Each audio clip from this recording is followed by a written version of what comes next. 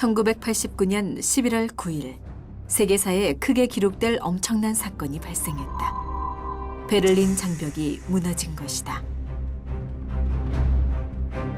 그로부터 2년 뒤에는 공산주의의 맹주였던 소비에트 연방마저 해체됐다. 동유럽 각지에서 공산주의가 무너지고 자유와 민주화의 바람이 불었다.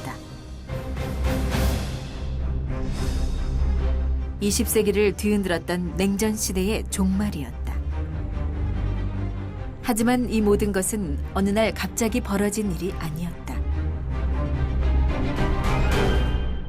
무엇보다도 무신론에 입각한 공산주의의 위협은 가장 심각하며 이 시간에도 도처에서 침식에 들어오고 있습니다. 과감하게 공산주의의 종언을 미리 선언했던 시대를 앞서 내다본 사람이 있었다.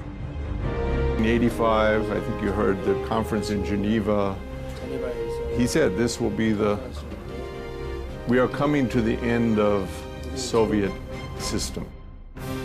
그는 공산주의자들의 방해 속에서도 베를린 장벽을 향해 행진하게 했고 과감하게 직접 철의 장막 안으로 뛰어들기도 했다. 그리고 동유럽 공산국가의 선교사를 파견해 공산주의 체제의 몰락을 촉발시키기도 했다. He was the first one, as far as I know, who absolutely announced that communism was finished. 소련과 동유럽을 넘어 북미와 남미에 이르기까지 전 세계 곳곳에서 펼쳐나갔던 냉전 종식 활동들. 거기에는 역사가 기록하지 못한 사람들이 있다. 냉전 종식 로드라 불리는 그 길 위에 여전히 살아 숨쉬고 있는 이들의 이야기를 들어본다.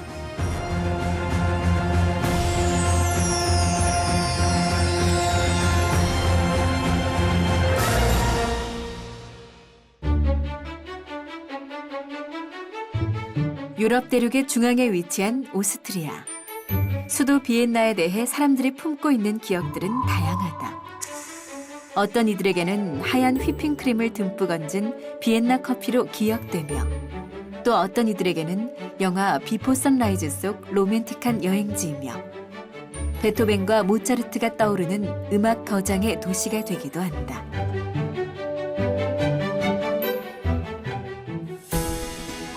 그런데 이 자리에 모인 이들에게 비엔나는 전혀 다른 의미로 다가온다. 이제 유럽의 선교도 50년을 넘게 됩니다. 인생에 있어서 반을 넘겼습니다. 어제와 같은 내일도 그런 생활에서 벗어나야 됩니다. 진실을 밝혀야 됩니다. 한학자 총재가 이들에게 특별 시상을 하는 이유는 무엇일까? 머리에 하얗게 서리가 앉은 이들은 가정연합 선교사들이다. 바로 냉전 시대의 공산권 국가에 들어가 비밀 선교 활동을 했던 주인공들이다. 그리고 그 대가로 투옥의 고초를 겪었던 이들이다. First, they needed to know who we are. Therefore, investigation. We were put in the cells, and then every day, meetings with these policemen and investigation. What did you do? Why did you do? Tell them names, who worked like this and this and this, like cross. Reading papers also later. But this investigation, it was almost altogether practically 13 months. There were altogether 18 members accused and tried here in this case, but another maybe 10 were accused and tried in other courts in former Czechoslovakia. So about 25 to 30 people went to jail. They were in prison at that time. 선교사들이 체포돼 수감 생활까지 했던 이유는 무엇일까? 이들의 선교에는 다른 목표가 있었기 때문이었다. So to make some impact in the society, not joining a church and being a church, but to change the life, the daily life. But most important is the inner freedom you can gain through taking responsibility for changing and contribute to the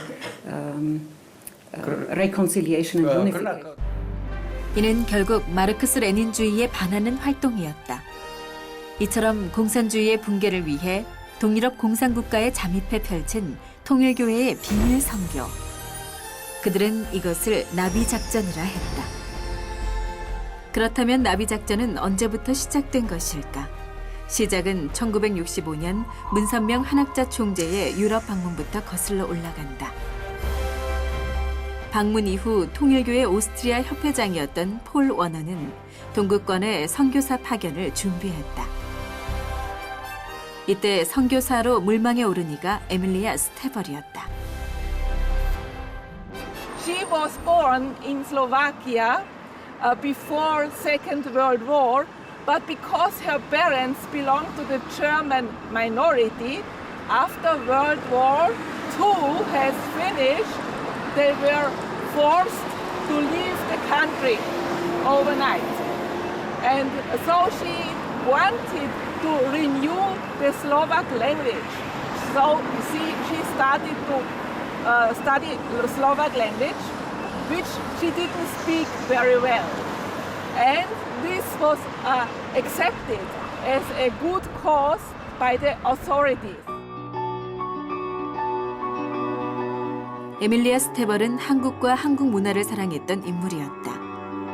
또한 문선명 한학자 총재의 평화 사상을 지지하며 냉전 종식 활동에도 적극적이었다. I have another very special document of Emmy Stebel, which is her passport, the first missionary to Czechoslovakia from Austria. We can see her two pictures, but also what we can see and what is very important, the stamp where when she crossed Austrian-Czechoslovakian border, and the stamp says that it was exactly on the 30th October 1968.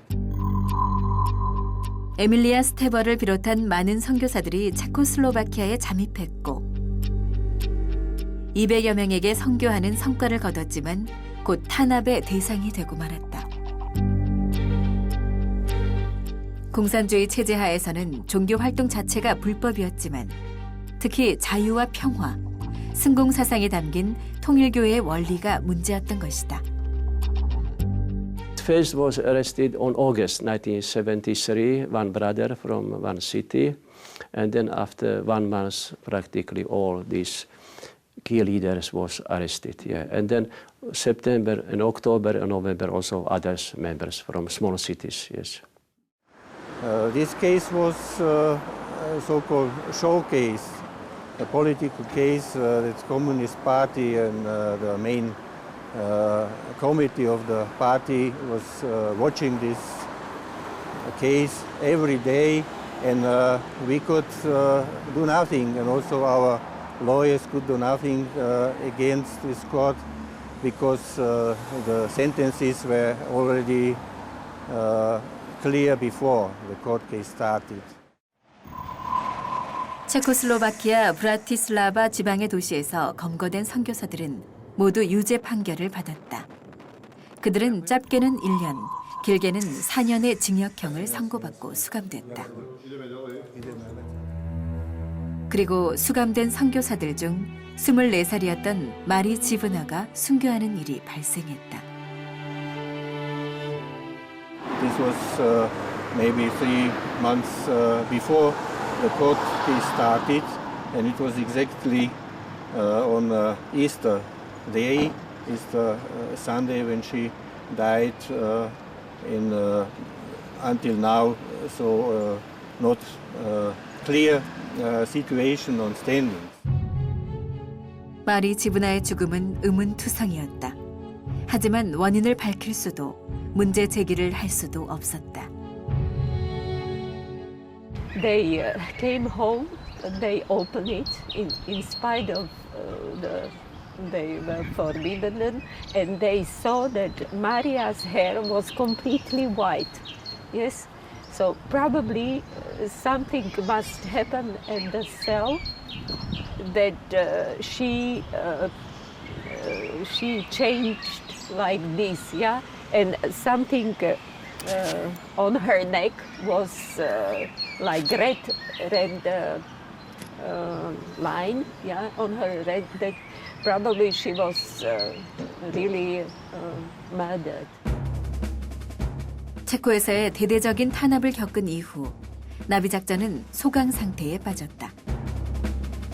그러나 피터 코프가 오스트리아 협회장으로 임명되면서 나비 작전은 재개됐다.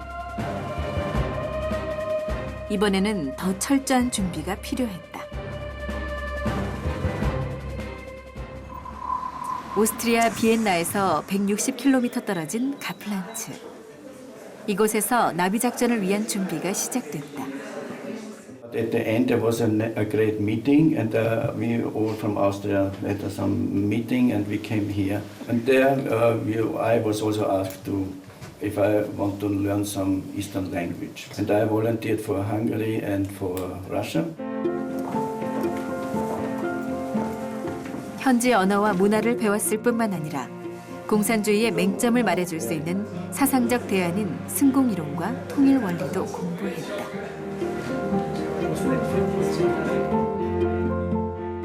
В то время было трудно, потому что, как вы сказали, что нужна виза. И был вариант, как студент, попасть туда на стипендии или по работе. And basically there were two ways to enter the countries. One way was to find a job in a company in these countries, or to go there as a student.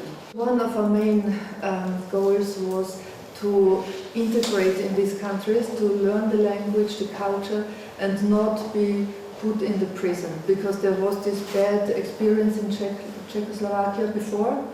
And Peter Koch said we should not become martyrs who die in the prison, but we should work there. So we tried to integrate in the countries.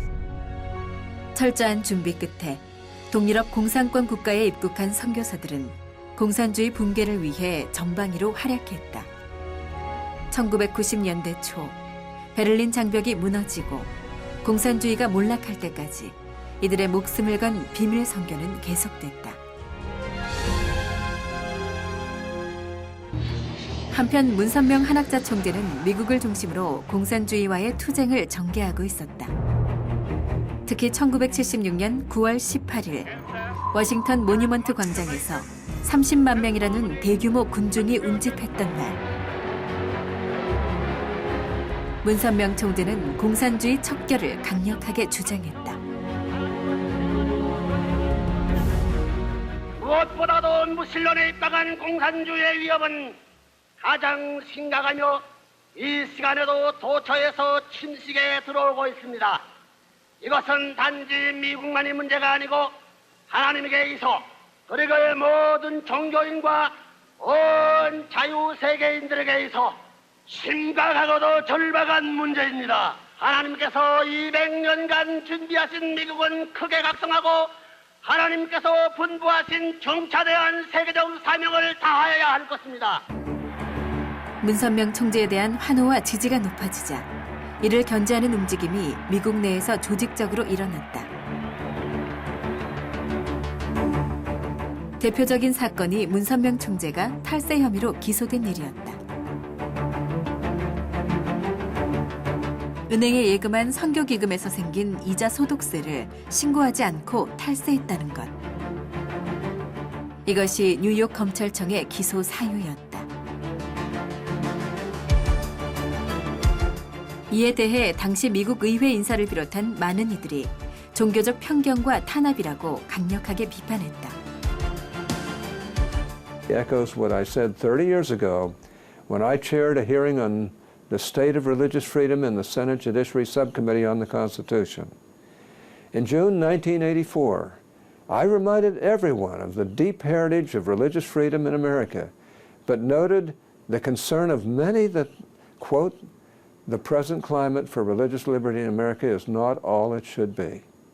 unquote. That is true today as well, and reminds us that we must be vigilant in understanding, implementing, and defending the fundamental right of religious freedom. 쏟아지는 비판에도 불구하고 미 연방 대법원은 문선명 총재의 투옥을 결정했다. 결국 문선명 총재는 댄버리 교도소에서 수감 생활을 하게 됐지만 감옥에서도 그의 순공운동은 계속됐다. 공산주의의 종언을 선언하라는 그의 지시도 이때 나온 것이다.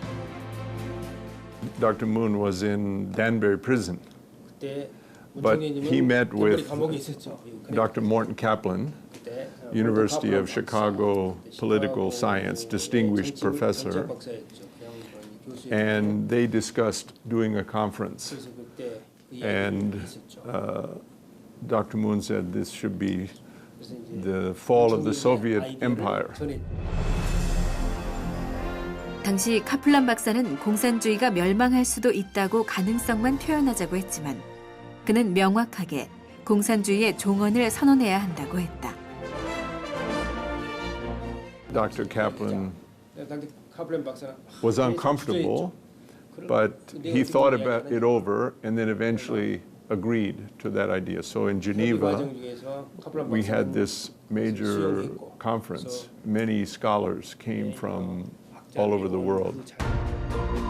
소련 제국의 몰락, 포스트 소련 시대를 위한 비전이라는 주제로 제네바에서 열렸던 세계 대회.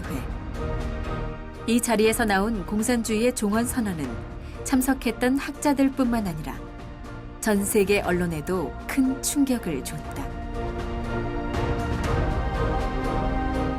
He was the first one, as far as I know, who absolutely announced that communism was finished in the Soviet Union and that it would come down. It would fall from within. If we simply remained strong enough, it would fall from within. Then 4 years later, that happened. And many important leaders in the US were stunned by that. 그가 선언했던 공산주의의 몰락은 경고했던 베를린 장벽의 붕괴로부터 시작됐다. 40여 킬로미터에 이르는 길고도 두꺼운 콘크리트 담장. 동서냉전의 상징물인 베를린 장벽. 이 경고했던 장벽을 무너뜨리려는 다양한 시도들이 있었다. 그중 세간의 관심을 크게 일으킨 사건이 있었는데 그들이 바로 세계대학 원리연구회 회장이던 문효진 씨를 중심으로 한 세계대학 원리연구회 회원들이었다. 이들은 1987년 베를린에서 4차 대회를 개최했는데 출발부터가 쉽지 않았다. All political parties, right wing, left wing, they made a resolution against the CARP Convention. All of them. So we had a very difficult situation. So we had no place where we can do our convention. 특히 대회 개최를 반대하는 공산주의자들의 집요한 방해 공작과 위협은 심각할 정도였다. The leftist students organized many demonstrations against us. They had a strategy plan. They wanted to stop the participants already at the airport. They wanted to do everything to stop us. Even all our cars, they cut the tires and they put on the gymnastic fields, they make a spray. So they try to give pressure to the hotel and all the places where we wanted to be to stop. But they stood now strong with us, so we could overcome that. In Frankfurt, for example, we were beaten up and the leaflets were taken away and put onto fire like this. I have also to say, at that time, CARP got a strong opposition from the communists, as you may imagine. 그러나 세계대학 원리연구회는 공산주의자들의 방해와 위협에도 불구하고 대회를 성공리에 개최했는데 하이라이트는 대회의 마지막 순서였던 행진. 바로 베를린 장벽을 향해 행진하는 것이었다. Beside all the events, we made the biggest demonstration against the wall ever in German history. More than 3,000 people, we marched to the wall. We walked to the wall and the the leftist students, they didn't want us to reach the wall, so they were protecting the wall. Then we made a big demonstration singing song, and the most famous is "Die Mauer muss weg." The wall must go. This was our fighting slogan. We pushed the leftist checkpoint Charlie. 행진 2시간 만에 베를린 장벽에 도착한 이들은 격렬하게 반대하며 막아서는 공산주의자들을 몸싸움 끝에 행사장 밖으로 밀어냈다. 그리고 문효진 회장은 눈물의 즉흥 연설을 통해 사람들의 마음을 움직였다. Spirit of God will live forever. Only God will. Please, let us join together and break down this wall with love. True love. True love can go over any barrier. It can overcome anything. Let's come together and pray for all those people who are suffering in the communist nations. Let's pray for the world. 3천여 명의 참석자들은 일제히 베를린 장벽을 붙잡고 기도를 하며 우리의 소원은 통일을 합창했다. 그리고 그로부터 3년 뒤 베를린 장벽은 무너졌다. 동독의 동베를린 국경 50여 개 초소가 차례로 개방되면서 냉전의 상징이 사라져버렸다. Because the German unification is a wonderful story, how it can happen without one drop of blood was shed. 한편 문선명 한학자 총재는 공산주의와의 싸움에서 언론의 역할이 중요하다고 생각했다. 종합일간지 뉴스월드를 창간한 것은 그 때문이었다. 미국이 베트남전에서 패했던 70년대 말, 카터 대통령 재임기였던 당시는 공산주의의 팽창이 최고조에 달했다. 그런데 유력한 후보였던 카터 대통령이 1980년 미국 대선에서 낙선하는 일대 사건이 벌어졌다. 지미 카터 전 대통령을 꺾고 로널드 레이건 공화당 대선 후보가 대통령에 당선된 것이다. 그런데 레이건을 대통령에 당선시키는데 많은 기여를 한 것이 뉴스월드였다. 미국 대통령 선거날 아침, 뉴스월드는 선거 결과가 나오기도 전에 레이건 압승이란 머릿기사를 써서 조간신문에 배포함으로써 분위기 반전에 영향을 미쳤다. 그로부터 2년 뒤 뉴스월드에 이어 워싱턴 타임즈까지 창간되었다. It was 1982. Ronald Reagan was just a year and a few months in office. It was the height of the Cold War. Brezhnev was in the Kremlin. Ronald Reagan was in the White House.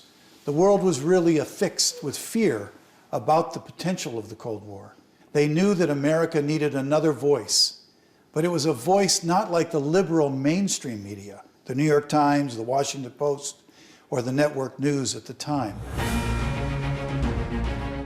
워싱턴 타임즈는 보수의 목소리를 대변하며 미국 사회가 좌편향되지 않도록 노력했던 언론이었으며 구소련의 몰락에도 영향을 미쳤다.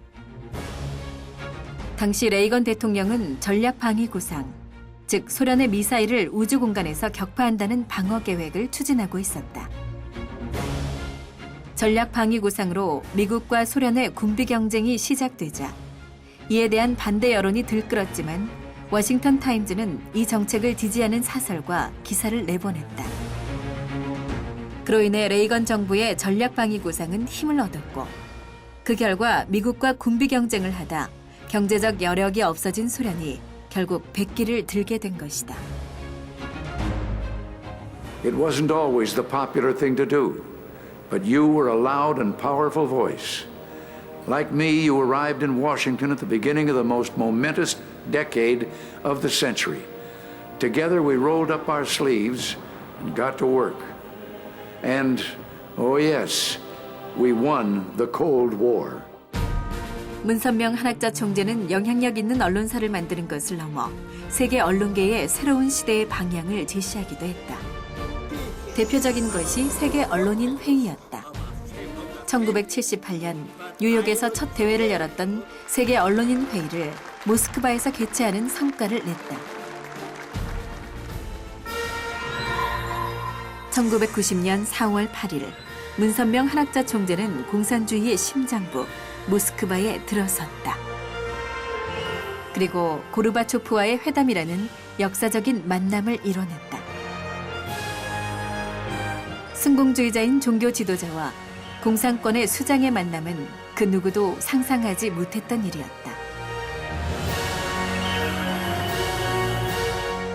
Вы должны не забывать, что это был 90-й год, когда Горбачев еще и не представлял себе, что государства через год не будет.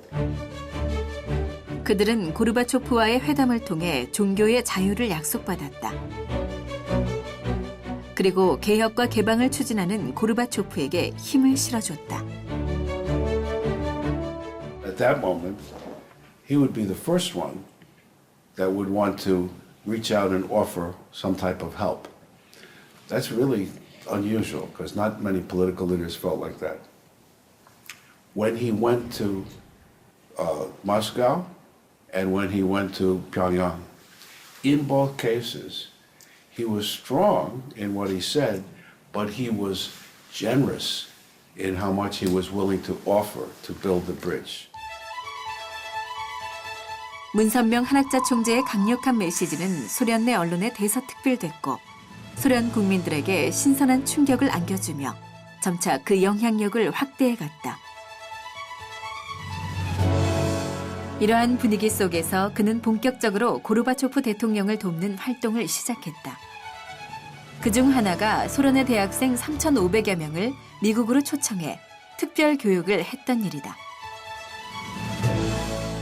When he met Gorbachev, his primary purpose, in my understanding, is to guide him toward post-Soviet world. And up until then, everyone is educated only Marxism. But Reverend Moon said we need religious freedom. In our educational system, we need character education based on religion and philosophical values. 대학생들은 다양한 세미나를 통해 토론을 했고 사상의 교류를 경험했다. 그것은 매우 충격적인 경험이었다.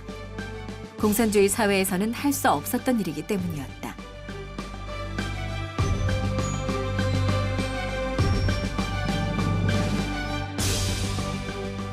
Потому что, так как мой отец был связан с пропагандой коммунизма, ему нельзя было выезжать.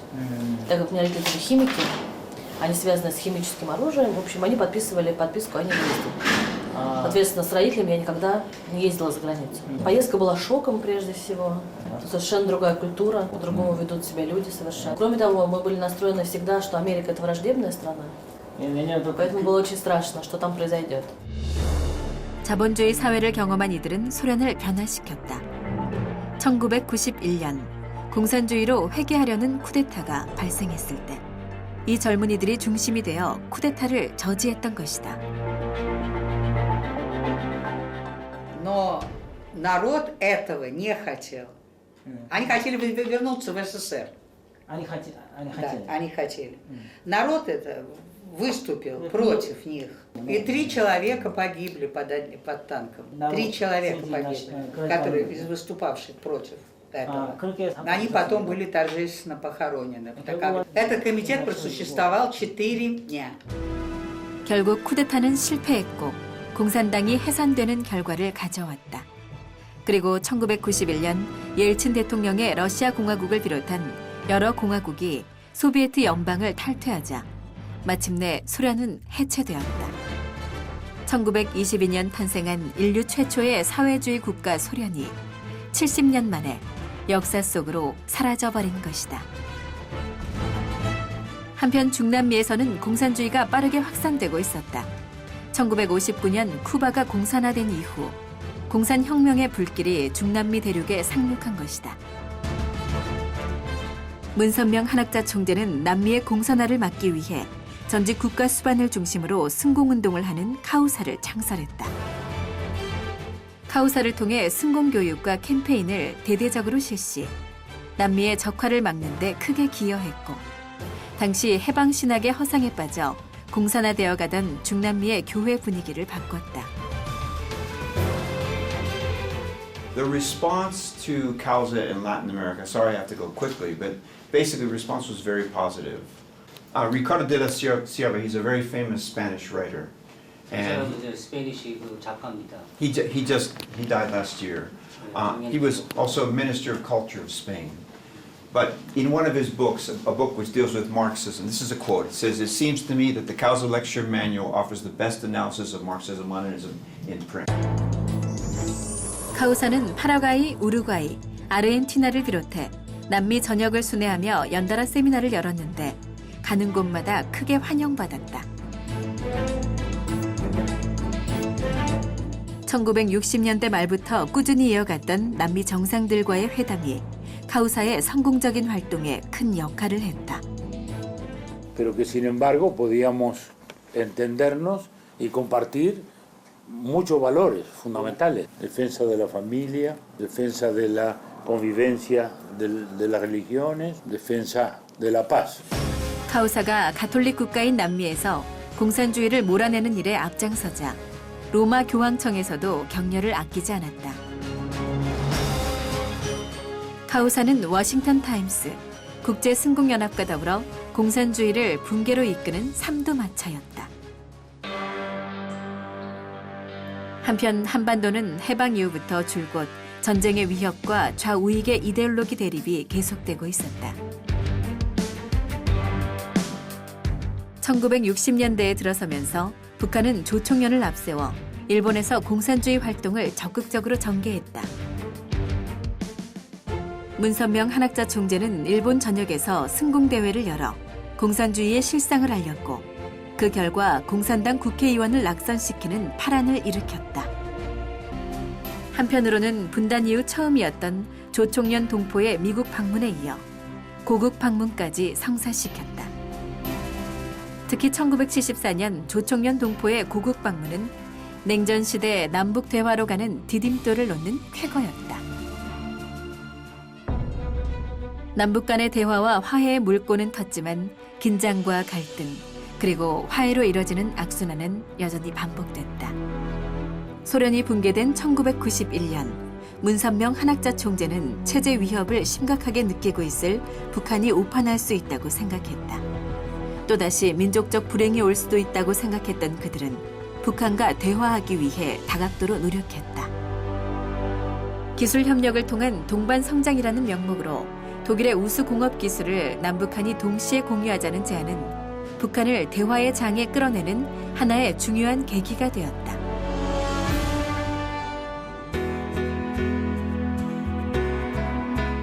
이러한 노력으로 마침내 김일성 주석과의 회담이 성사됐다.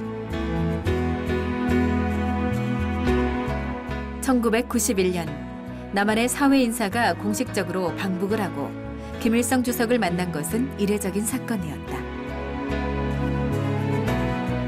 이 만남으로 인해 이산가족 상봉, 북한의 국제 핵사찰 수용과 금강산 개발, 남북 경제 교류뿐만 아니라 남북 정상회담까지 논의할 수 있었다.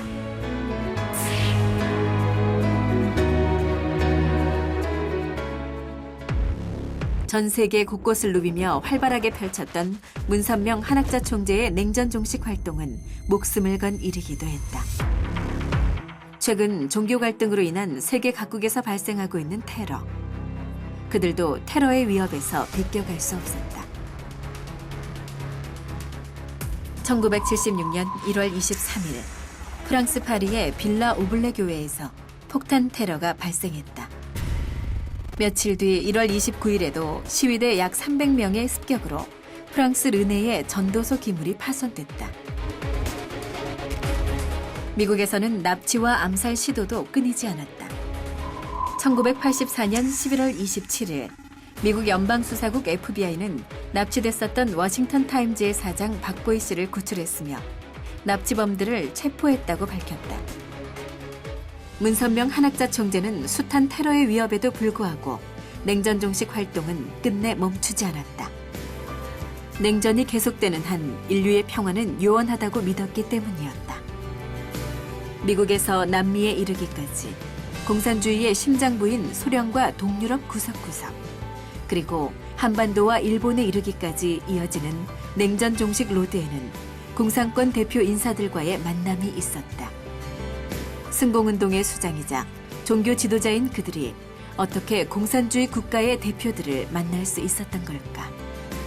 Этот визит и эти встречи не могли бы быть реализованы, если бы мы акцентировали внимание на его антикоммунизме. Мы акцентировали внимание на то, что он призывает к миру во всем мире. Религиозное движение и главный постулат движения Муна было именно в этом, в том, что он призывал к миру всех народов земли. Доктора Муна почему уважаю и буду уважать его покойно, потому что он был за мир во всем мире. Он хотел, чтобы не было войн между народами. Мун хотел, чтобы люди жили как одна семья. Всегда буду это распространять, потому что это моя идеология. Преподобный Мун был великим учителем. Великим учителем. И то, что он делал со своей командой, с тем окружением, было легко понять, и это влияло на то, что мы делали у себя, на то, что в частности я делал. 바로 문선명 한학자 총재가 종교와 인종, 국가를 초월하는 비전을 제시했기 때문에 가능했던 것이다.